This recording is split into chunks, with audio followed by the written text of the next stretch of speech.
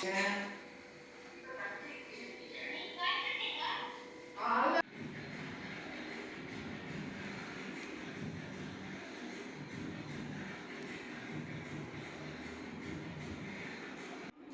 Friends, welcome to our channel. இன்னைக்கு பதிவில் flag seeds ஆளி விதைகள், ஏகப்பட்ட சத்துக்கள் கொட்டி கிடக்கக்கூடிய அந்த ஆளி விதைகளை வச்சு அதோட ஒரு 1-2 பொருட்களை மட்டும் சேர்த்து ரொம்ப குயிக்காக ஒரு 5 நிமிஷத்துல ரொம்ப எனர்ஜியாக ஒரு சூப்பர் டேஸ்டாக ஒரு லட்டு எப்படி செய்யுது அப்படின்னு இன்னைக்கு பதிவில் பார்க்கலாங்க.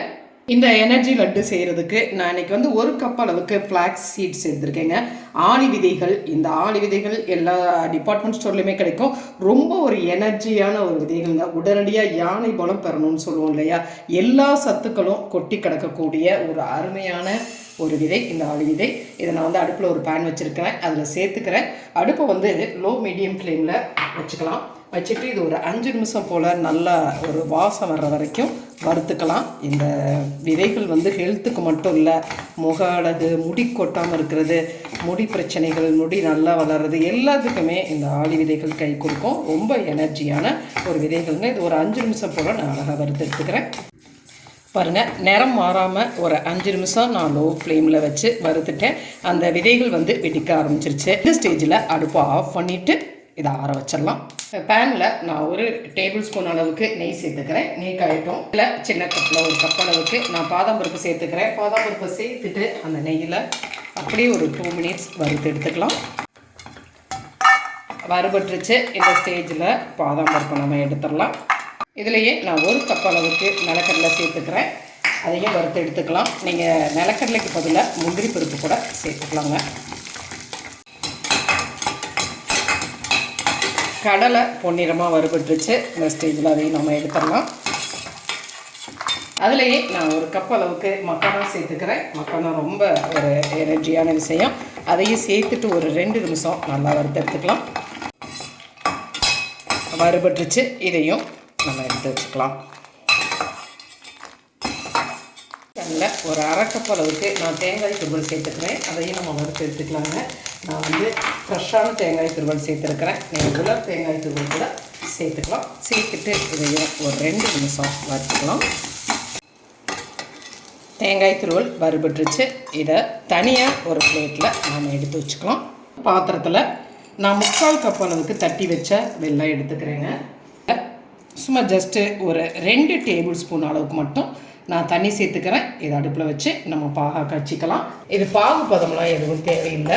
வெல்லம் வந்து நல்லா ஒரு கரைஞ்சி வந்துருச்சுனாலே போதுமானதாக இருக்குங்க. வெல்லம் நல்லா கரையட்டும்.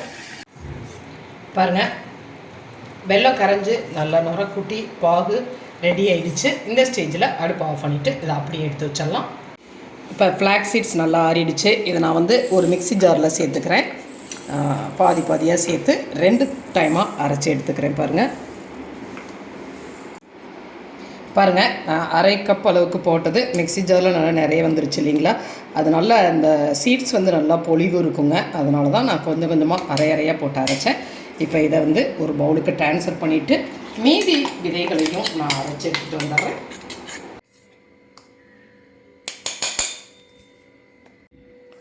அதே மிக்சி ஜாரில் நம்ம வறுத்து வச்சுருக்க கடலை, பாதாம், மக்கானா இதை எல்லாமும் சேர்த்து அரைச்சி எடுத்துகிட்டு வந்துடலாம்.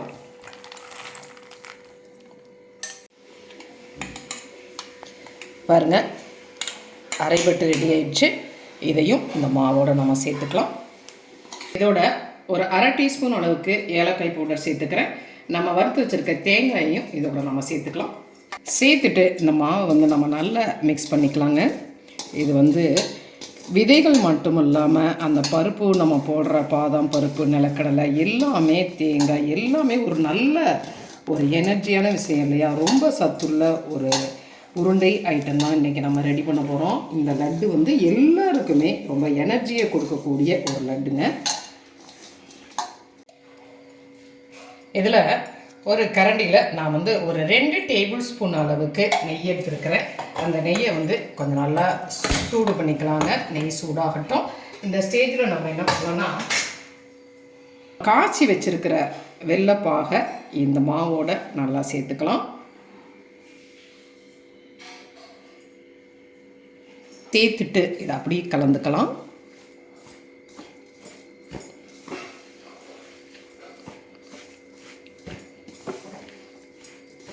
நெய் நல்லா சூடாயிடுச்சு. இந்த ஸ்டேஜில் இந்த நெய்யை எடுத்து நம்ம இந்த மாவோட அப்படியே சேர்த்துக்கலாம்.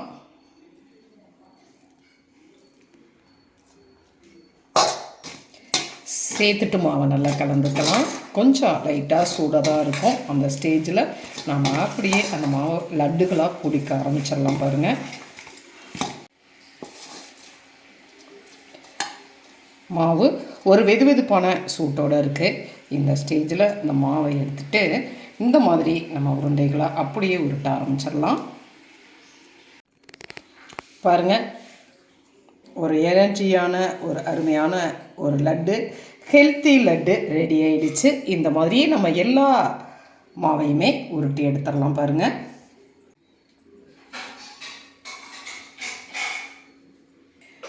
அருமையான ஒரு எனர்ஜி லட்டு ரொம்ப சூப்பராக ரொம்ப குயிக்காக ரெடி ஆகிடுச்சு. பாருங்கள்,